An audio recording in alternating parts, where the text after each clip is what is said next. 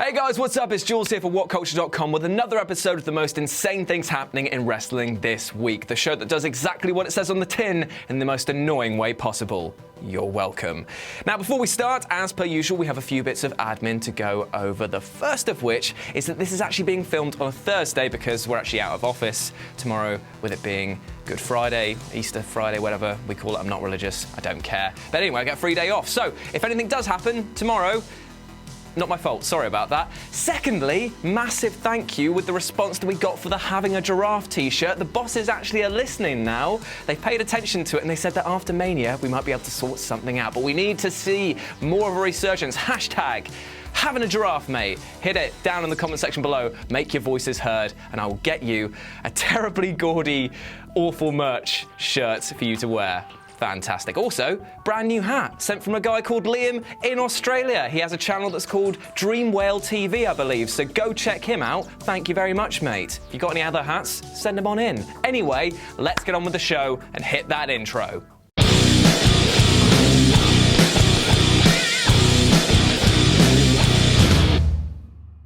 As I'm in a bit of a rush today, I'm not going to do the Wheel of Feel and just talk to you from the heart. And today, the first point is we're talking about the Golden Lovers versus the Young Bucks. So last week, I was praising New Japan for its cup contest that it held, just saying how great the match quality was. And for all of those who were doubting Gedo, you don't doubt Gedo. Next week, I'll probably be licking its bum about the Zack Sabre Jr. versus Okada match. But this week, it is all about the Young Bucks versus the Golden Lovers. So on one side, we've got Uncle Genny, aka Kenny Omega, and then you've got Matt Jackson. Now, these two obviously have history, and when they squared up in this match at Strong Style Evolved, it was a technical masterclass, and it told a really interesting story.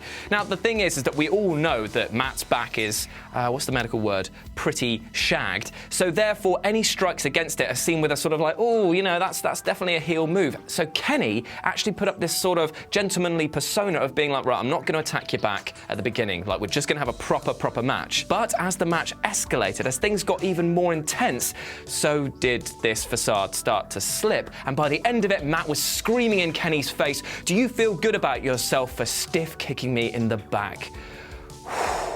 This type of storytelling is great because it destroys the sort of heel-face dynamic that we're so used to in every other promotion and indeed inside New Japan. This is basically saying to the audience, you decide who you like. We're not going to tell you, you decide who you want to win. This match was great for the Young Bucks because basically it was a middle finger to anyone who said that they don't do psychology and they don't do in-ring storytelling.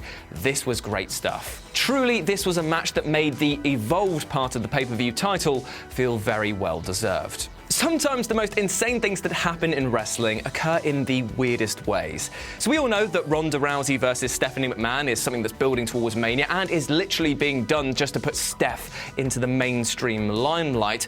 But we have to address one small, tiny, insignificant, you might say, massive, huge, ginormous logic gap that this is Ronda Rousey, one of the hardest women in MMA and potentially in the WWE, and this is Stephanie McMahon, the boss's daughter, whose last two matches were 4 years ago, and one of them involved pushing Vicky Guerrero into a mud pool. Who's your money on? Well, in an effort to bridge this chasm, which is like throwing a rope bridge into the fucking Grand Canyon, Joe DeFranco, who is the authority's personal trainer, had this to say in a nice little vignette piece. "I've prepared UFC fighters. I've prepared NFL football players for the Super Bowl. I've prepared Olympic athletes. Triple H and Stephanie McMahon are not only up there with that caliber of athletes, they're exceeding what those athletes are doing."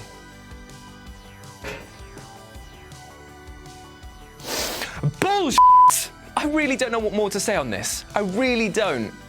It gets funnier the more you read it. It's like this bit, Triple H and Stephanie McMahon are not only up there with that caliber of athletes, they're exceeding what those athletes are doing. They're exceeding what those athletes are doing. They're exceeding what those athletes are doing.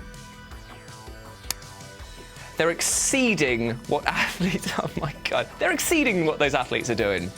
Fantastic. I tell you what, Joe, come work for us because that is comedy gold right there. Slice of comedy. And the video that it appeared in is hilarious for the fact of how little hilarity it's got in it. They played it so straight-laced, and then Steph came out with this absolute banger. She said, "We will humble Ronda Rousey the same way we have humbled every other superstar in the WWE." Oh, God's sake, man. Steph, are you having a giraffe? Having a giraffe, mate. Exceeding what those athletes are doing. Cut it out. That's it. We're done. We're done with this section. So, a fortnight ago, the idea of Daniel Bryan wrestling in the WWE and Shane McMahon not wrestling at Mania was pure fantasy. But now, it seems to have flip-reversed the entire situation, and we're left with a double-sided coin, which is on the one side gleaming hopefully and brilliantly as the thought of Daniel Bryan actually competing in ring once more. But then you've got the sort of shady, grimier underside of the fact that Shane McMahon might actually miss Mania because of injury and illness. And that's never fun, really, is it? Now, we rip on Shane quite a lot, mainly because of his terrible worked punches and the fact that he insists on being one of the hardest wrestlers in the business, which he's barely a part of.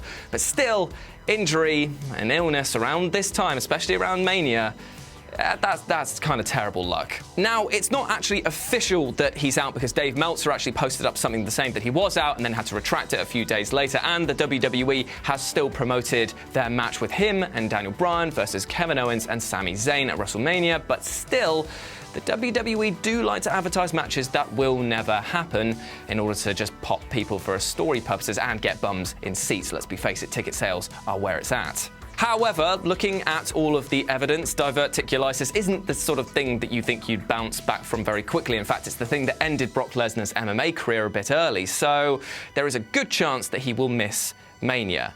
And that's insane because you end up with two possible scenarios. You've either got the fact that Daniel Bryan and Shane McMahon will wrestle together, which is insane in its own right, or you've got the other side in that Daniel Bryan will wrestle and Shane won't. And if Shane McMahon's going to miss WrestleMania, then who the f***'s going to jump off a giant structure? This guy?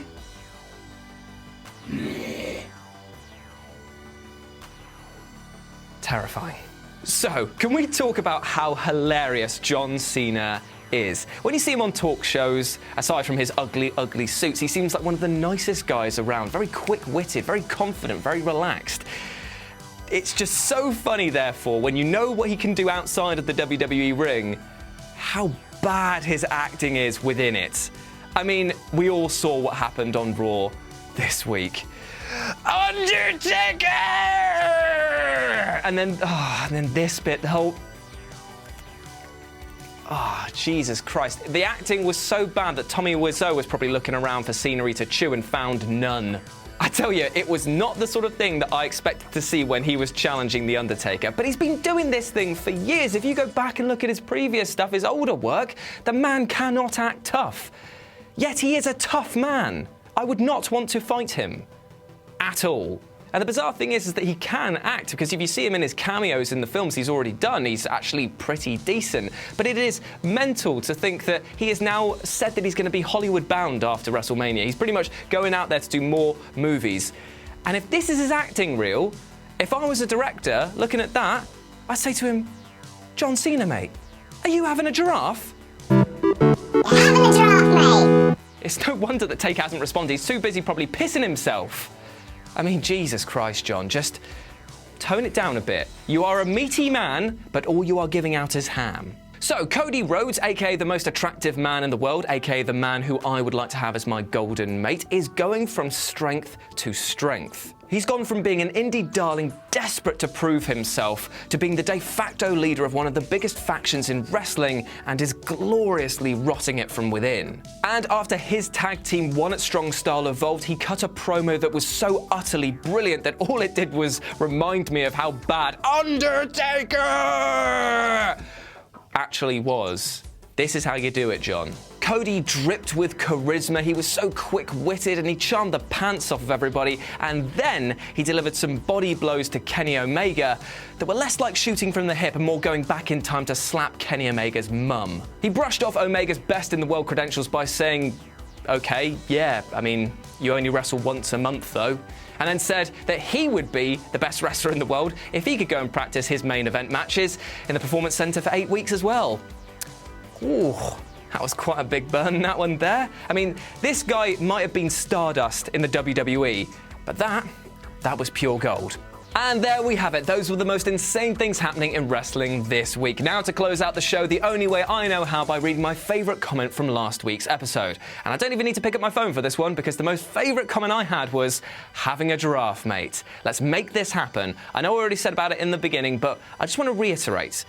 If you guys can help me get this off the ground, not only will you have the opportunity to buy a terrible shirt, but I'll be able to walk into the boss's office and say, hey, shut up. But also, can we have some merch, please? Please keep the support for this going. After Mania, let's make this happen. Terrible coloured shirts, you're welcome. All I want to say now is a big thank you to Michael Sidgwick and Phil Chambers for their continued work on the show, as well as you for watching. As always, I've been Jules, you've been awesome. I'll speak to you soon.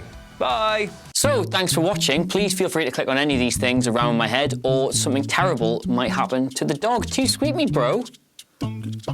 Traitor. Traitor.